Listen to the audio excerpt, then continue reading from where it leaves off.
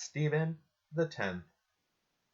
The pontificate of Stephen X marks a step forward in the fight for reform. Preceding popes had struck hard at simony and clerical marriage. Now the axe began to swing at the root, lay control of church offices. It is true that the strong hand and good heart of Henry III had rescued the papacy from irresponsible Roman lords. Still, imperial control of the papacy was dangerous, and lay control of any church position from pope to abbot was not only an evil, but a root of evils. At the death of Victor II, the situation favored a move toward papal independence. Henry IV was a small boy.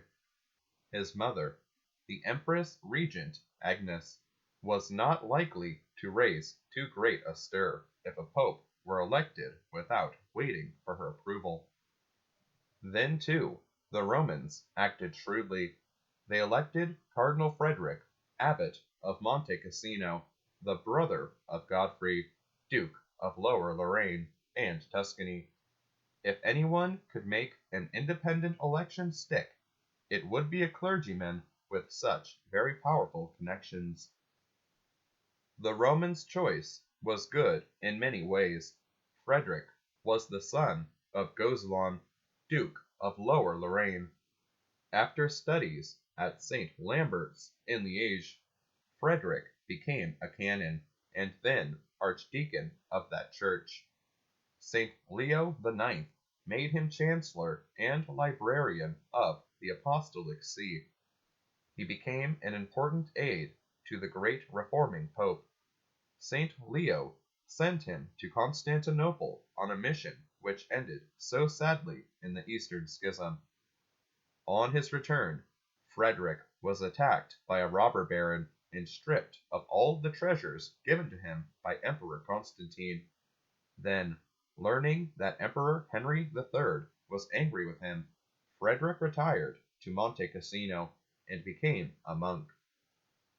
Elected abbot, he was consecrated by Pope Victor II and made cardinal priest of St. Chrysogonus.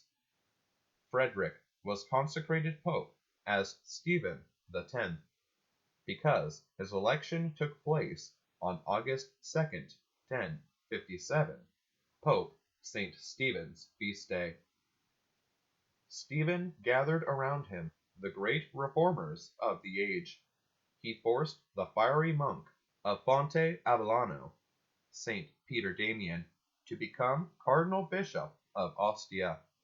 He sent Hildebrand to smooth over the free election of Empress Regent Agnes, and after the capable monk succeeded in this delicate mission, he was sent into France to push on the work of reform.